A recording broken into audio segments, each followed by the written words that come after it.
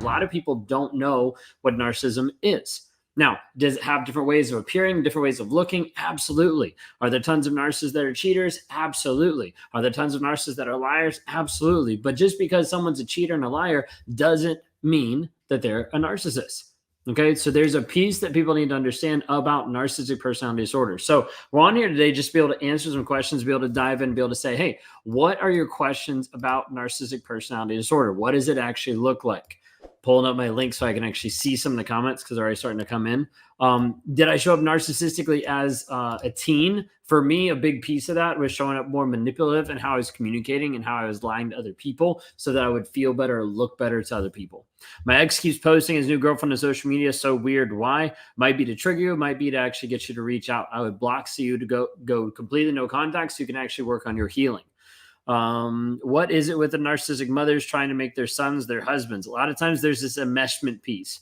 There's not enough content out there because for me, I didn't put a lot of content out there because I didn't deal with that. But there is a big piece of enmeshment where oftentimes it might be the golden child. It might be the child that's like trying to save or fix different things. And the mom gets enmeshed. It's pretty awful.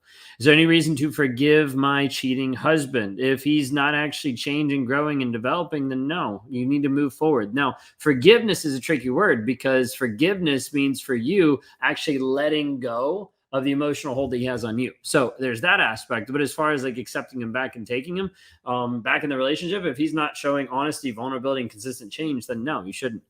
How can you get them diagnosed? You can't. That's the hard part. Is narcissistic personality disorder is one of the disorders out there that nobody wants to have. Nobody's willing to admit that they have it, and no one's going to get diagnosed with it. So then you have the people that like come in trolling comments being like, but it's only like 1% of the population. And it's because nobody wants to get diagnosed with it, and you can't make them or force them to. And the majority of times they have to work with a therapist for a good bit before they can actually diagnose. What would make a narcissist never speak to you again?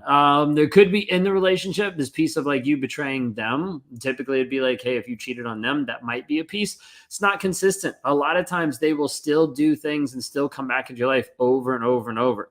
Narcissist, sociopath, and psychopath. I'll explain it this way. The easiest way that I've understood it from talking to different psychologists and everything is a sociopath and a psychopath are narcissists. Okay. So it makes it easy to be able to say like, oh, they're like defined as that already. They're just higher on the scale. You might have a narcissist that's not a sociopath or a psychopath. So kind of view it as like a sliding scale. You have someone with narcissistic tendencies, someone diagnosed as a narcissist, then you have sociopath, then you have psychopath. It's kind of like a stepping scale up.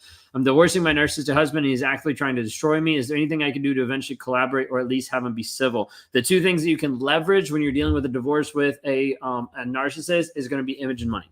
So he's either going to be worried about his image or he's going to be worried about spending more money or him getting more money so you can get out faster. Those are pretty much the two things that you can leverage. How can you get over a narcissist? I'd invite you to look at the link in the bio, escapetoxicity.com. 7-day challenge for $7 to start having you walk through, because we have to have you understand what's going on to be able to help you change the story that you're believing. Oftentimes you're believing in the hope and the potential, thinking that he's going to change, but he's just leading you on.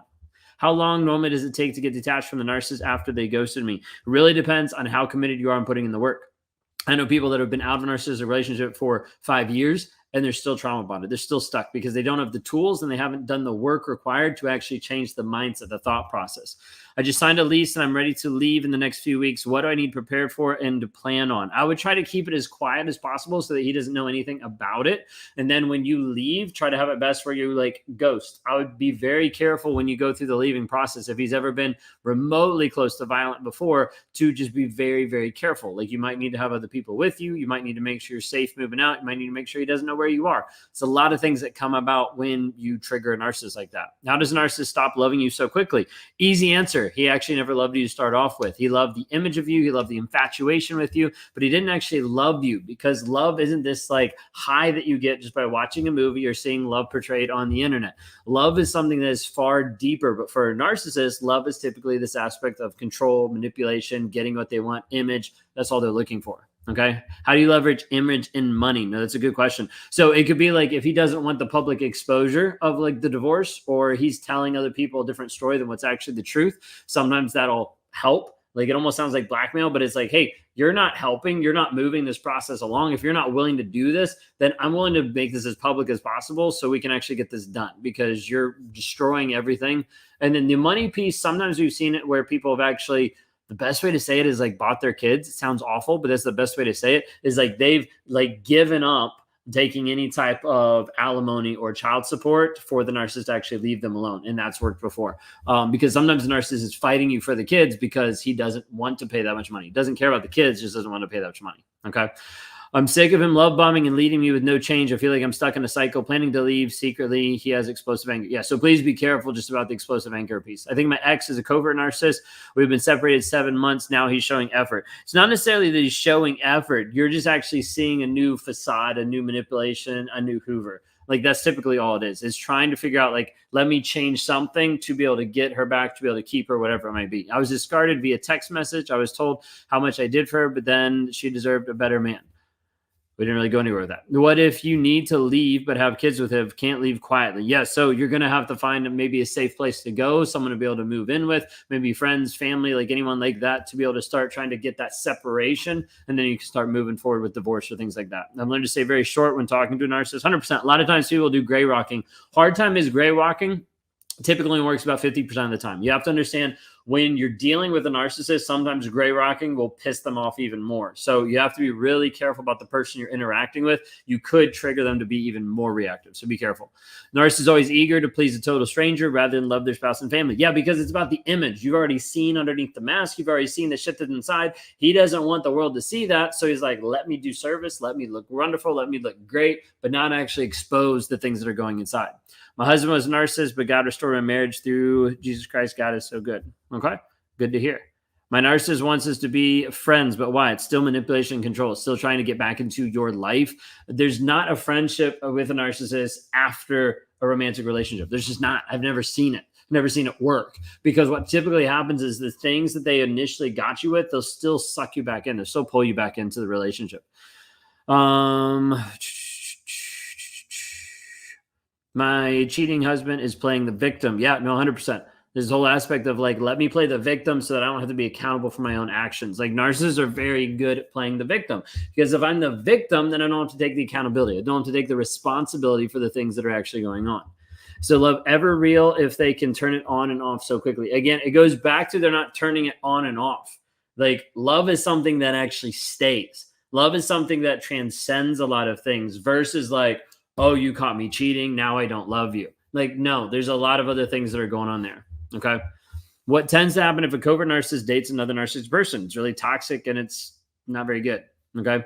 Are rates of NPD going up? Or are we just recognizing more now? Both. They're definitely going up more. Dr. Ramani Deversala has mentioned that a couple times of like it getting worse. And we're also recognizing it. There's more awareness about it than what there's ever been before. I'll never be friends with my ex-narcissist ever. I'm fine with that. Now, 100%. Do they know how deep down you're a good person who did them no wrong despite what they say in the rage? Here's the hard reality. They don't care.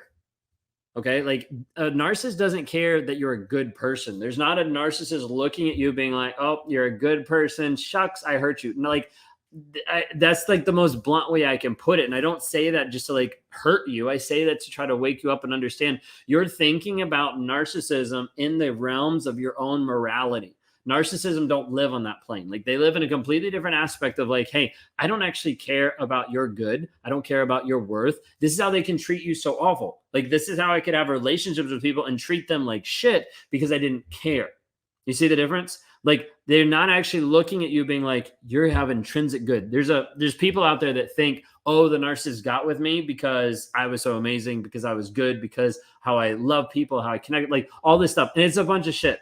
Like I have to be able to just say this, like it is a bunch of shit. Okay. Like when it comes down to it, the narcissist isn't looking at you and being like, you're so amazing that I want to get with you. Now, he might be looking at you and being like, you're so amazing for my image. You're so amazing to get me money. You're so amazing because it's a free place to stay. But he's not looking at you and being like, you have intrinsic worth and I just love you so much.